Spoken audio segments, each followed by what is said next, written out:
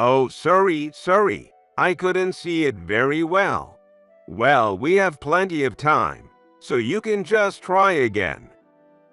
My husband said this, mocking me and our daughter, never seeing us as more than convenient tools.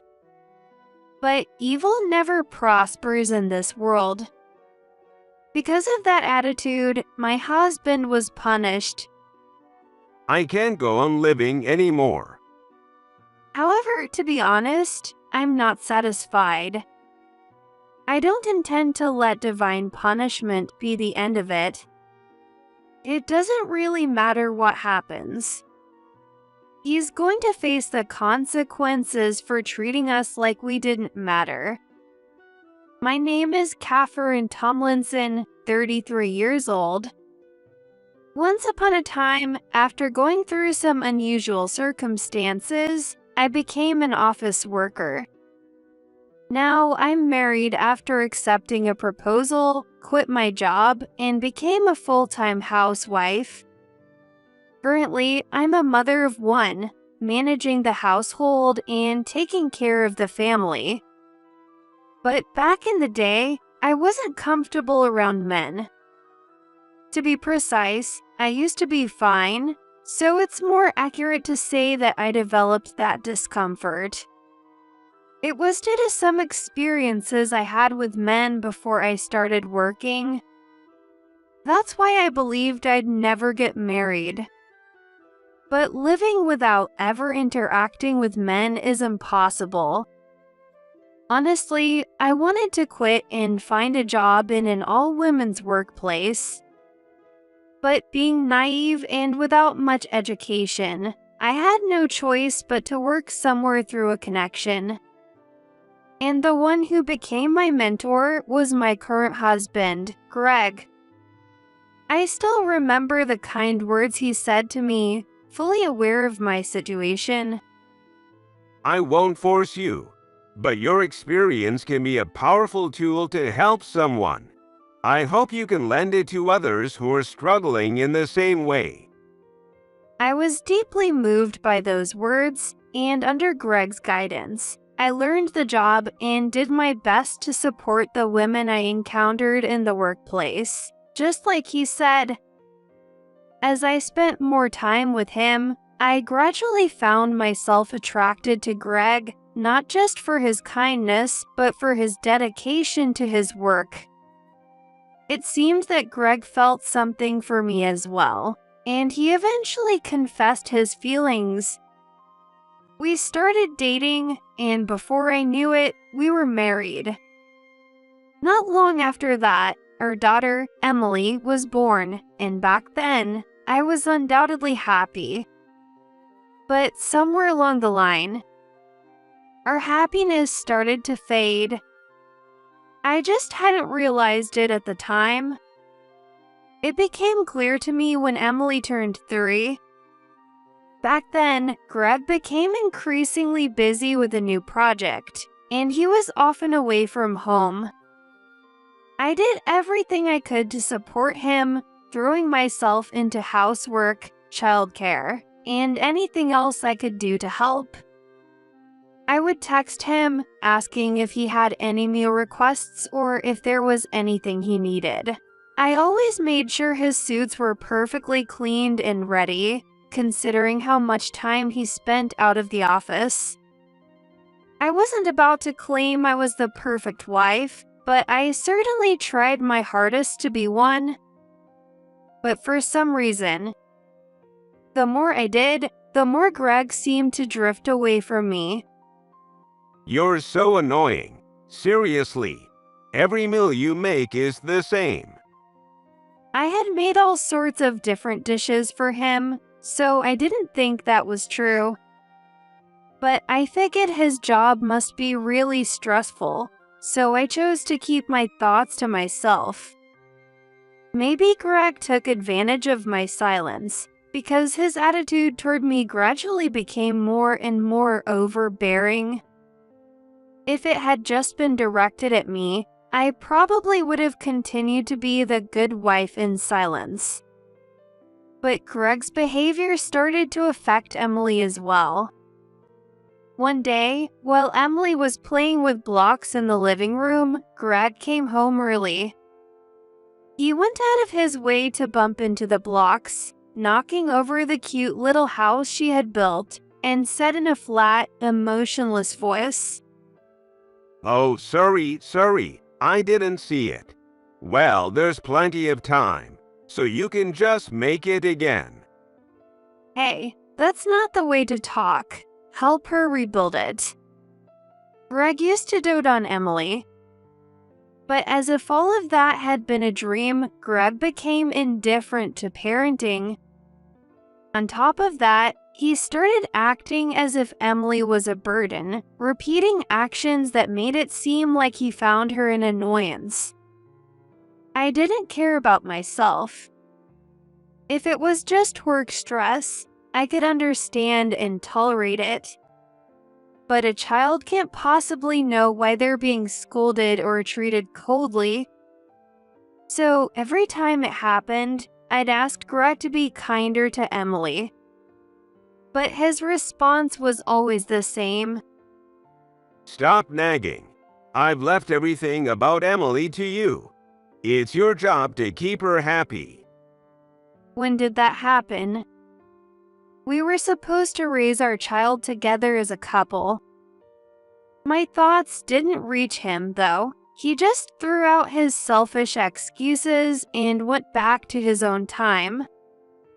As time went on, my suspicions toward Greg grew. And in proportion, the affection he once showed me and Emily began to fade. The more I thought about it, the less I could overlook his actions, which I used to let slide. He often came home late from work, sometimes even staying out until morning, and it seemed to happen more frequently than it should. Even on his rare days off, he would leave, saying he had been called into work, yet our household income didn't reflect the supposed extra work he was doing. Then there was the perfume. Greg would come home smelling of it. "It's part of the job, you know that, right?" he'd say, but it didn't sit well with me. There were only a few places his office would go to for those kinds of business meetings. Some of those places were closed on the days he came home smelling like that. Of course, it was possible he'd gone somewhere else for a client's sake. But even with that in mind, my doubts couldn't be erased. In the end, I began to believe that Greg's so-called work was a lie and that he was just out having fun. If that was all, I might have been able to let it go. But what concerned me was whether he was crossing a line that would make him unfit as a husband and father. Once I started thinking that way, I began to quietly investigate Greg, all while pretending to be the same obedient, clueless wife on the surface. "Catherine, you're finally starting to get it, aren't you? Make sure you teach Emily properly, too." After a while, Greg's attitude softened slightly. In the end, what Greg really wanted was a wife and family that existed solely for his convenience. People who saw only what he wanted them to see and acted according to his wishes. Once that became clear to me, my love for him started to fade. Meanwhile, Greg, under the impression that we had become completely obedient, began to act more recklessly. He stopped making excuses for coming home late or staying out all night. On weekends, he would leave us behind, ignoring even the bare minimum of family time. Even Emily was clearly fed up with it. Emily, who used to look forward to going out and spending time with Greg, eventually stopped asking for those things altogether.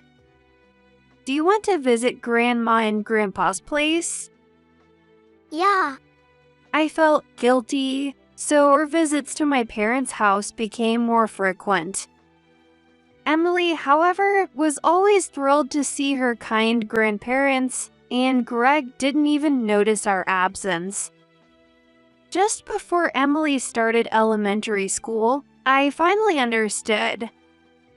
As a family, we had already broken down long ago. To be more precise, Greg's absence from our family was glaring. After realizing this, I began to quietly prepare. Greg's presence was becoming a negative influence on Emily. I needed to make plans to protect her well-being. One day, while I was thinking about these things, an important celebration came up. For that occasion, my parents, Emily, Greg, and I were supposed to go out together. I intentionally didn't tell Greg exactly what we were celebrating. I figured he should be able to understand something this simple, and I placed my last bit of hope on it. So make sure to keep that day free. Yeah, if I remember, I will. I reminded him a month before, then a week before, repeatedly emphasizing the importance of the day. But Greg just brushed it off like always. As usual, he brushed it off casually. With this, I knew I couldn't expect much from him on the actual day. Just as I expected, Greg said he had plans with friends and went out somewhere. At that point, I didn't feel anything about his behavior anymore. Honestly, I thought I'd be more disappointed, but I wasn't. Even Emily didn't seem to care. After saying, "Oh, okay," she never mentioned Greg again. So, without Greg, the rest of us went out. Our destination was an amusement park, a place Emily had wanted to visit for a long time. My parents, Emily, and I had an amazing time there. Emily's eyes sparkled during one of the events, and her face lit up with the biggest smile. With that smile, I knew for certain that we would be just fine. That happiness was more than enough. But then, a call came that ruined everything. The only fortunate part was that it came just as we had finished our time with Emily and were about to head home. Is this Catherine Tomlinson? It was from an unknown number that had been calling me repeatedly. I had ignored it for a while, but my curiosity finally got the better of me, so I answered. What the man on the other end said was completely unexpected. Greg had been in a car accident. His car had plunged into a small creek along a city road, and he was in critical condition. Thankfully, no pedestrians or other vehicles had been involved. Despite my mixed emotions, I told the man I would head to the hospital immediately and hung up the phone. Emily and my parents, who had just left the amusement park with me, looked at me with concern as I suddenly grew serious. I entrusted Emily to my mother and took a moment to explain the situation to my father.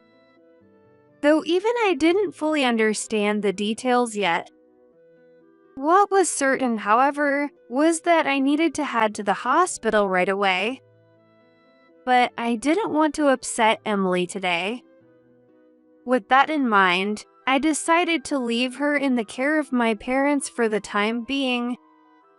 Sweetheart, Mommy has to go out for something important, but can you stay here with Grandpa and Grandma? Emily looked a little sad for a moment, but then she quickly smiled and nodded. Yeah, I can. So go do your best, Mommy. Her encouragement filled me with energy. I nodded firmly, waved goodbye, and left. We had taken the bus to the amusement park, but waiting for it would take too long. So I called a taxi to take me home. After quickly stopping by the house to grab my car, I drove to the hospital. When I arrived, Greg was still in surgery. The red light above the operating room door was on, and all I could do was wait. During that time, a nurse provided me with more details about the accident. Amid all of this, there was one detail that particularly caught my attention. It seemed that there was another passenger in Greg's car at the time of the accident, a young woman. Her name was Sarah Mitchell. She was also seriously injured and undergoing surgery. I knew who she was, but mentioning this now would likely only confuse Greg's parents. So, I kept quiet and didn't ask any further questions, simply waiting in the hospital's waiting room. Not long after, Greg's parents, having been contacted by me, arrived at the hospital. We all sat there with somber expressions, waiting. During this time, the sound of a woman crying, nearly screaming, came from the waiting room next door. Clearly, someone else's loved one was in surgery too. As I silently prayed for the safety of both, Greg's surgery finally ended. Fortunately, Greg's life was no longer in danger. His parents thanked the surgeon with relief visible on their faces, clearly grateful for the outcome.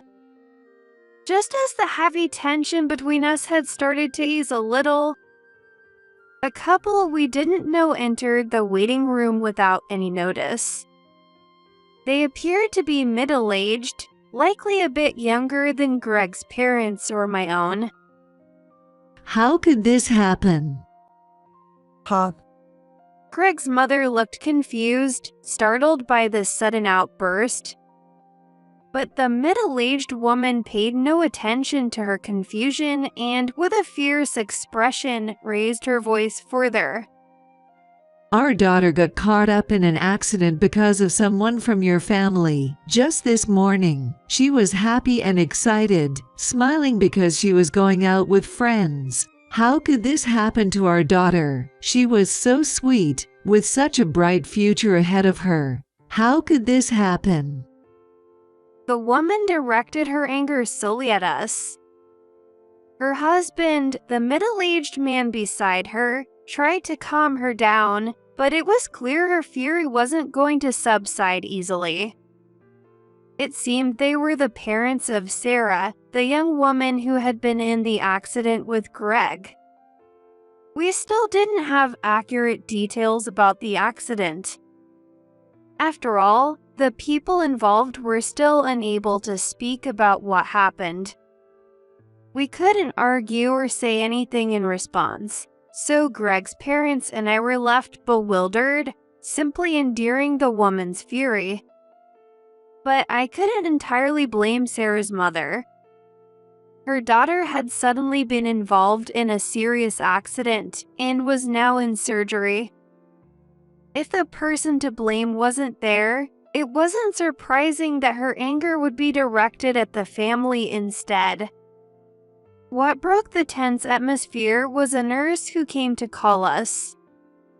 Without responding, we left the waiting room and handled various procedures and notifications. Afterward, I went home to gather the things Greg would need while hospitalized. This would likely be the last thing I could do for Greg as his wife. Feeling a bit sentimental, I packed everything Greg and I needed and headed back to the hospital. On the way, I called my parents to let them know it would take a bit longer. Apparently, Emily had fallen asleep while waiting for me, which made me feel guilty. I wanted to get everything wrapped up quickly for my sweet daughter's sake. With that thought, I made my way back to the hospital. When I arrived at the hospital, Greg had been moved to a room and had just regained consciousness. His parents, relieved that he was okay, asked him about the situation, but his responses were vague and unclear. Amid all this, Greg finally asked about the one thing that had clearly been weighing on his mind. Do you know what happened to the woman who was with me? I relayed what the doctor had told me within the limits of what I knew.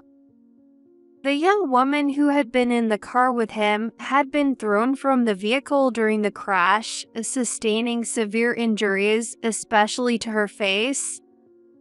Although the surgery was successful and her life was no longer in danger, her body would recover with rehabilitation, but her face had been left in a terrible state.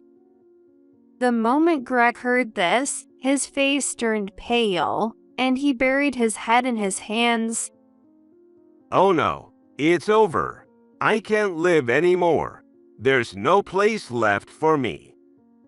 For a brief moment, he might have appeared as a man genuinely remorseful for the consequences of his actions. But from my perspective, someone who had more or less pieced together the situation, I could see that it was a selfish and repulsive statement. While his parents felt anguish watching him suffer, I quietly thought to myself, whatever happens, happens. Honestly, I wanted to get my own issues out in the open quickly, but the right moment just hadn't come. In the middle of all this, 2 police officers entered the room. They explained that they were investigating the accident and had been unable to interview Greg earlier due to his unconscious state. They wanted him to provide details that the investigation hadn't been able to uncover. You must have realized that there was no way to deceive the police. Or perhaps it was the explanation that giving false information could lead to legal trouble that made him cooperate. Greg, who had been vague when speaking to his parents, now began to cautiously explain the situation from that day. According to Greg, the passenger in the car was a popular celebrity who worked for the entertainment agency he was employed by. While driving for work-related matters, he saw her, Sarah Mitchell. Greg and Sarah had previously worked together on a project, him in management and her as the stage performer, but they no longer had a direct working relationship. However, since they still worked for the same agency, when Greg heard that Sarah was also heading to the office, he decided to give her a ride. It was during this ride that the accident happened.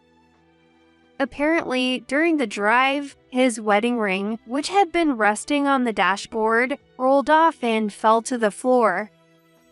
When Greg reached down to retrieve it, he accidentally pressed the accelerator too hard, causing the car to speed up uncontrollably. The vehicle veered off the city road onto the edge and plunged into the river. After that, he completely lost consciousness and only woke up in the hospital. After finishing his account, Greg asked the officers about Sarah's condition. But their response didn't differ much from what we had already been told. They carefully reiterated the extent of Sarah's facial injuries and explained that she would likely have permanent scars. Perhaps out of consideration for Greg's growing distress, the officers soon left. I've done something absolutely terrible. He had asked the police again, likely because he didn't want to believe what had happened. But that only forced him to confront the harsh reality. His hands trembled, likely out of fear and anxiety, and I gently took one of them in mine. It'll be okay. The insurance should cover the compensation and medical expenses. That might be true, but what am I supposed to do now? I've done something that can't be undone to anyone involved. Sarah's life, both as a celebrity and as a woman, would undoubtedly be altered forever. Her family would harbor deep resentment and hatred toward Greg for what happened. The fans she had, apparently quite a large number, would also be filled with anger. And the thing Greg feared the most would likely happen too. What am I supposed to do? Greg's voice trembled on the verge of breaking into sobs. I embraced him, gently rubbing his back, trying to calm him down. It's okay, Greg. I'll stay with you. Catherine, thank you so much. He whispered, tears streaming down his face as he hugged me back. A few days later, when Sarah's condition had stabilized, Greg and his parents expressed a desire to meet her. They feared her parents might refuse, but to their surprise, they were allowed to visit.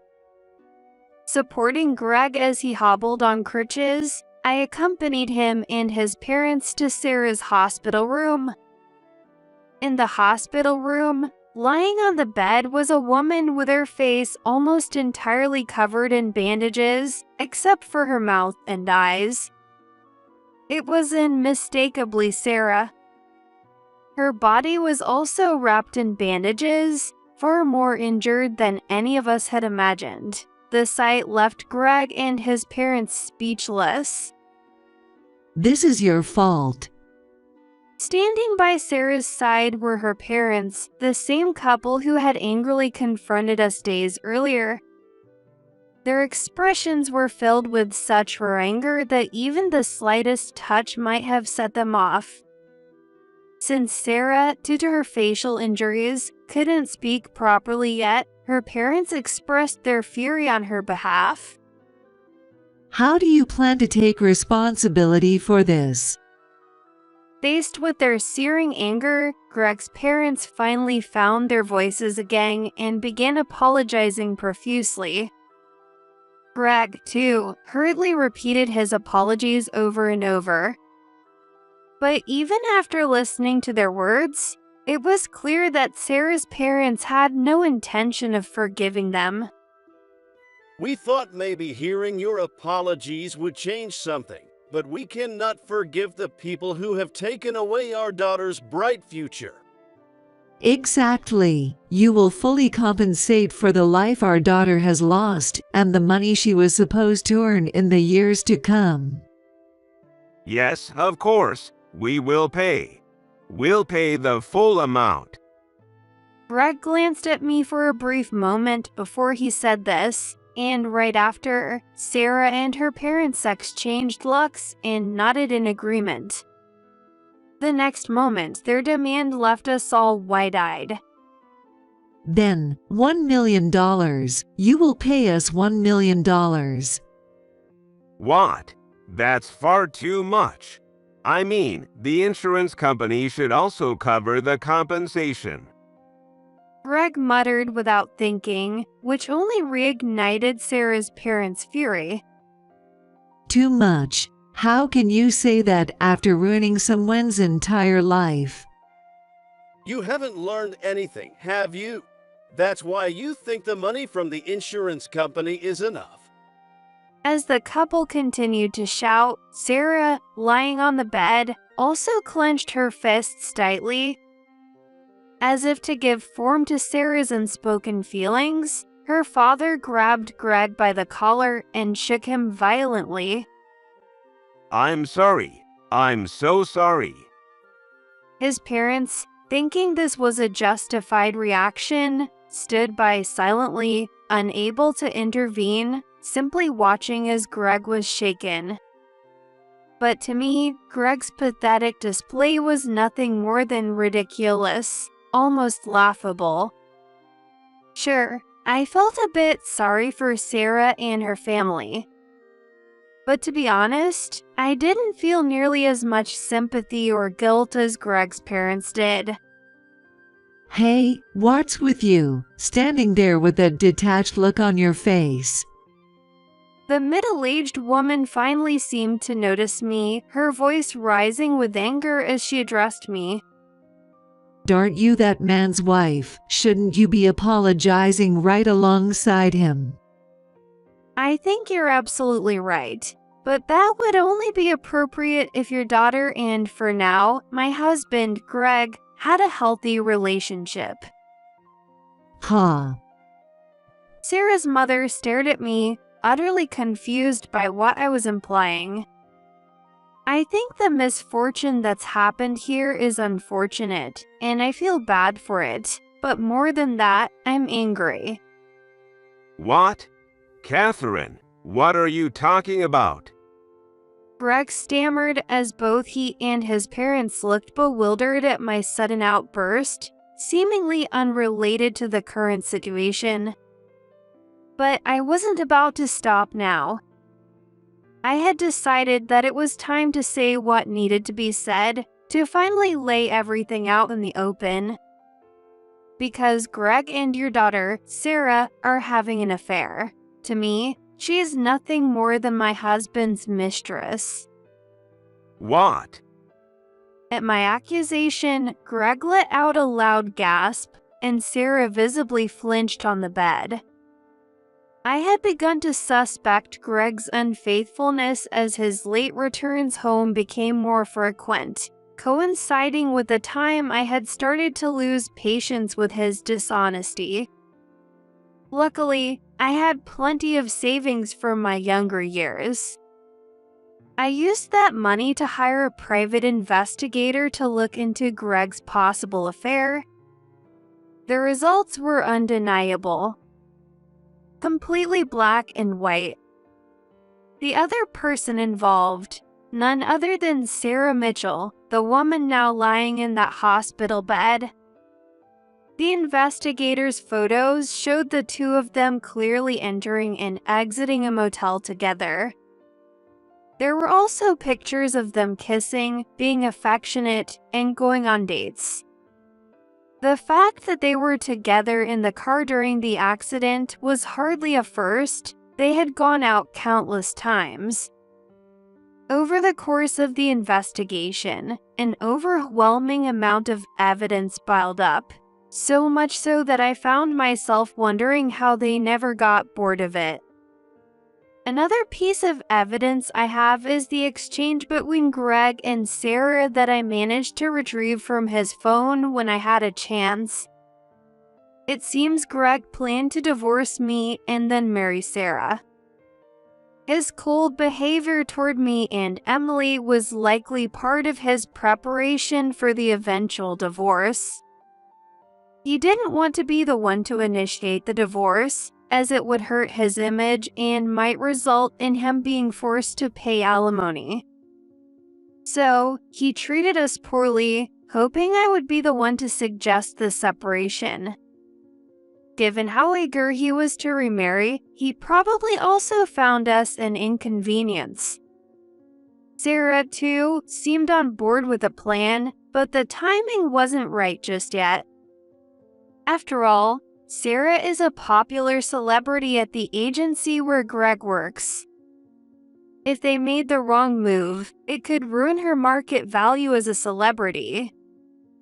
That's why they kept their relationship secret and met in secret over and over again. On the day of the accident, Greg told me he had plans with friends, but he told the police he was going out for work-related matters. At this point, it's clear he was lying and trying to hide something. To be sure, I looked into Greg's circle of friends to see if anyone had actually planned to meet with him that day. But unsurprisingly, no one in his contacts had mentioned any such plans. I had suspected this all along, so it came as no surprise. Wait, hold on. You have no proof that I said anything about meeting friends. You must be misunderstanding something. Sorry, but that's not the case. I said as I pulled out my phone and played back a recording of our conversation from that day.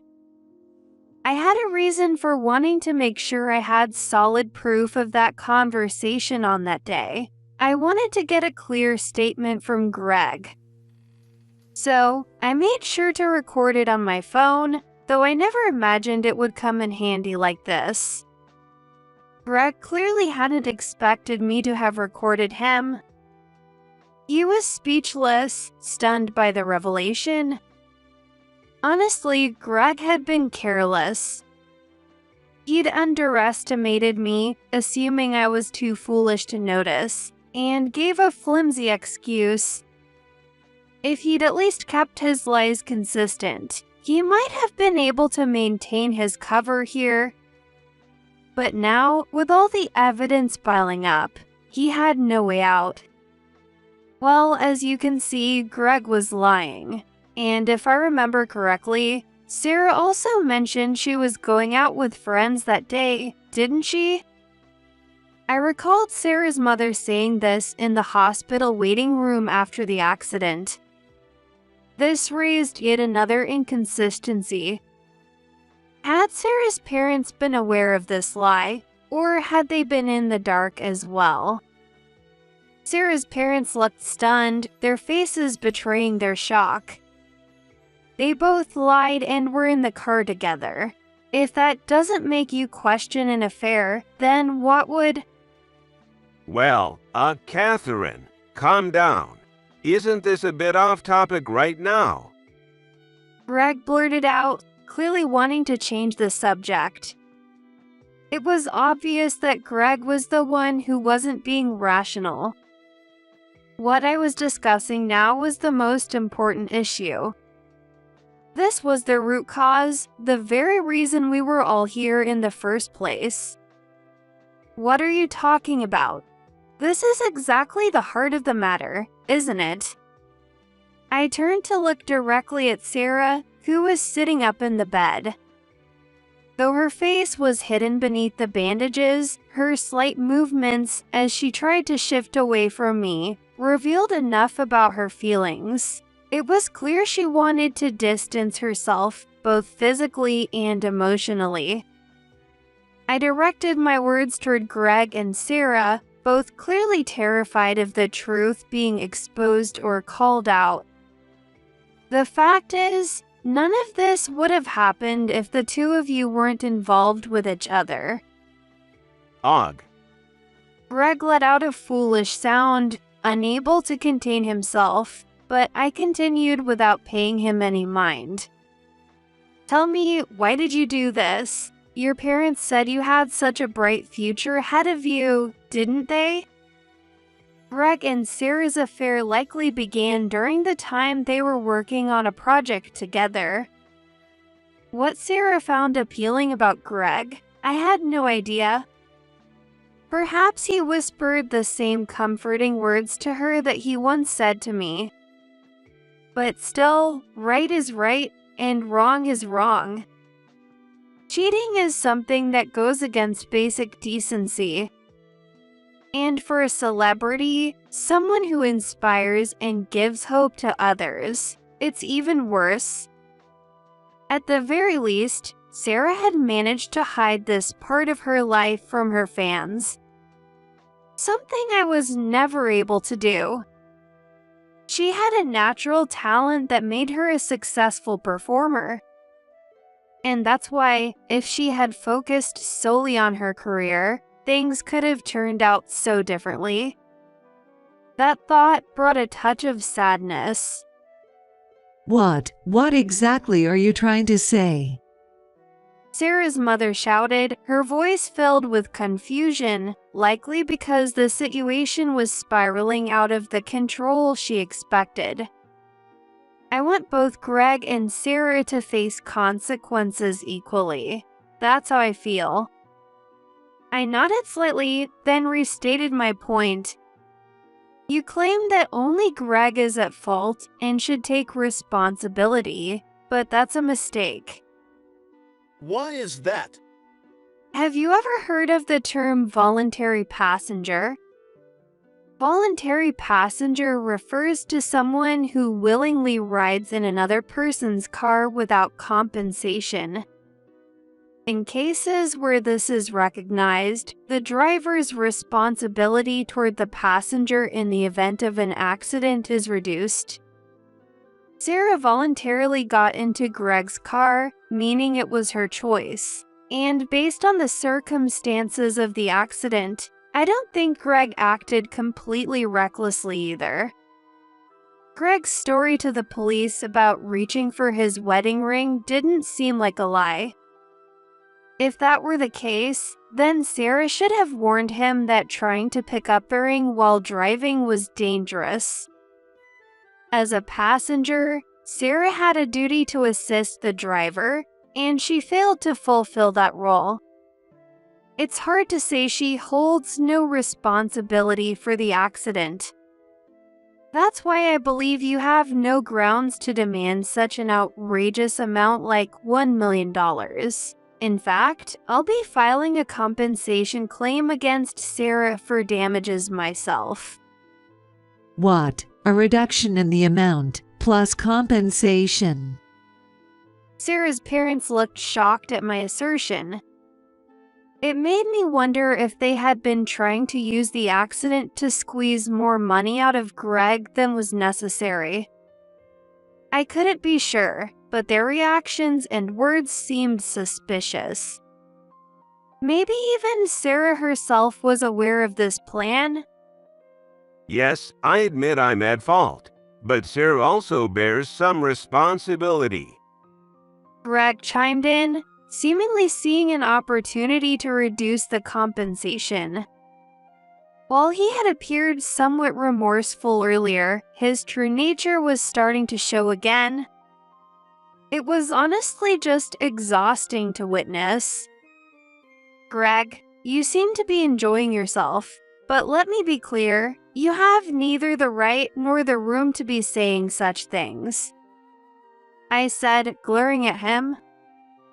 This wasn't just a warning, it was the final blow. What do you mean? For years, you've been cheating and neglecting this family. I have no intention of staying married to you any longer. I'm divorcing you. I declared, handing Greg some of the evidence I had brought, just in case I might need it. His face turned pale once again as he looked at the proof. Wait, please. If we divorce now, I'll be in trouble. That's because you're after my money, isn't it? Og. Greg was left speechless. I had once been a celebrity. To be honest, I was quite successful, and the money I made back then still remains untouched for the most part.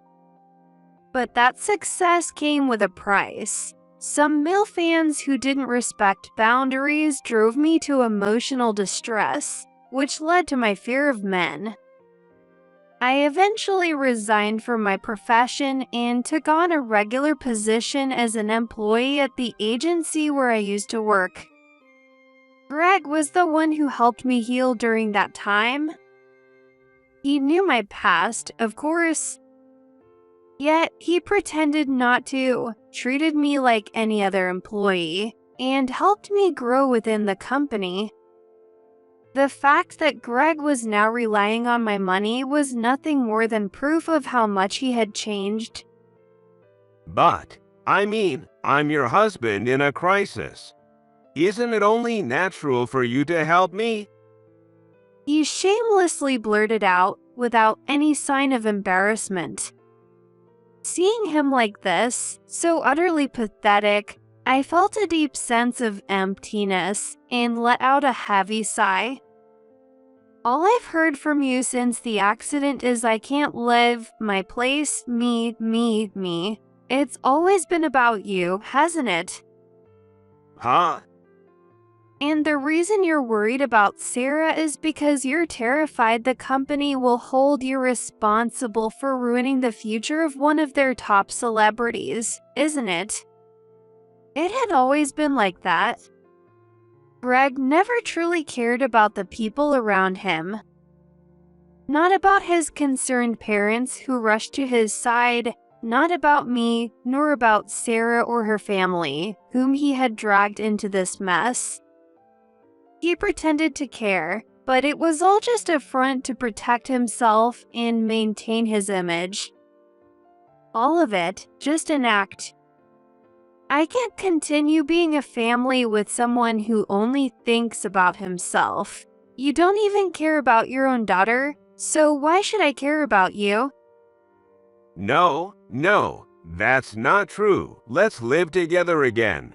Just the three of us, you, me, and Emily. We can be happy. Oh, really? Then tell me, do you remember what day it was for us when the accident happened? Greg's eyes darted around nervously before he smiled with a hint of confidence. Our wedding anniversary, right? It was Emily's birthday. What? His clueless response left me utterly exhausted. I couldn't even look at him with anything other than pure disgust.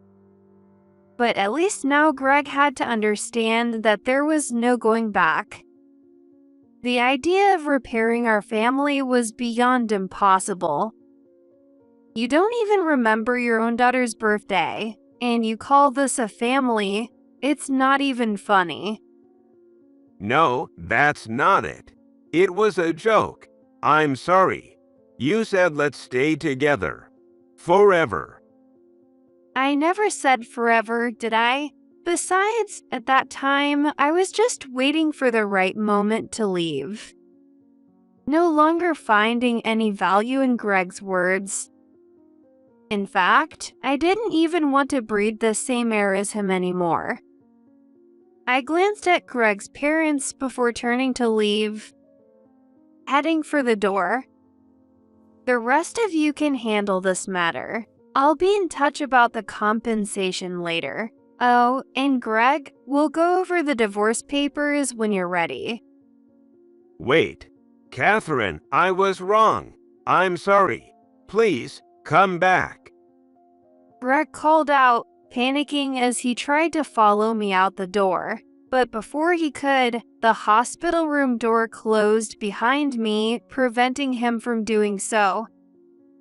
It was likely his parents who stepped in and closed the door. The last look they gave me was one of deep regret and apology. As the door shut, I caught one final glimpse of Greg's face, twisted in an ugly expression of desperation. That was the last image I ever had of him. From that moment on, I left everything in the hands of the lawyer I had hired. Greg, stubborn as ever, continued to resist, but his parents eventually scolded him for his disgraceful behavior. In the end, through tears, he finally accepted everything. Thus, Greg and I officially divorced. As a result, Greg was left with a significant debt, including both the alimony he owed me and the compensation for Sarah. Despite this, he had almost no savings left, having squandered most of it while fooling around with Sarah. On top of that, Greg was fired from his job, held responsible for the accident. Currently, Greg works day and night just to scrape by. But even that wasn't the end of his punishment.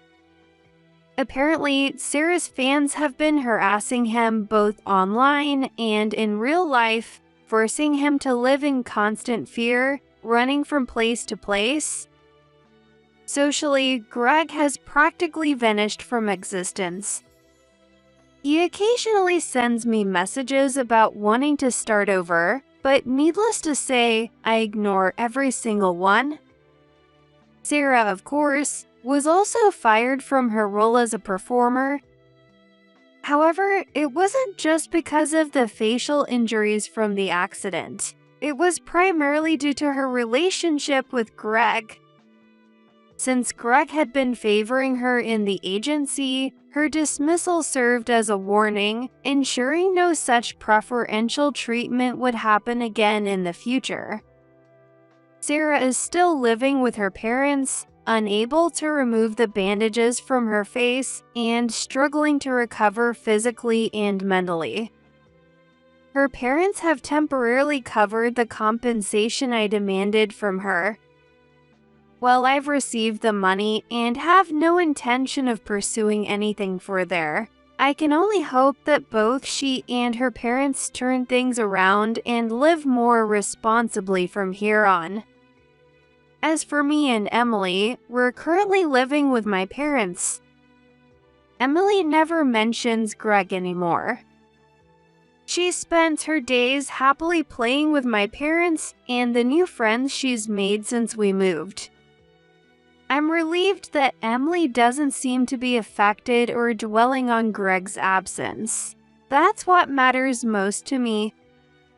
I've already shortlisted a few new jobs and will be focusing on interviews for the time being. Right now, my only goal is to do everything I can for Emily's sake. While I know challenges may lie ahead, I believe I can overcome them all as long as I have Emily's smile to keep me going.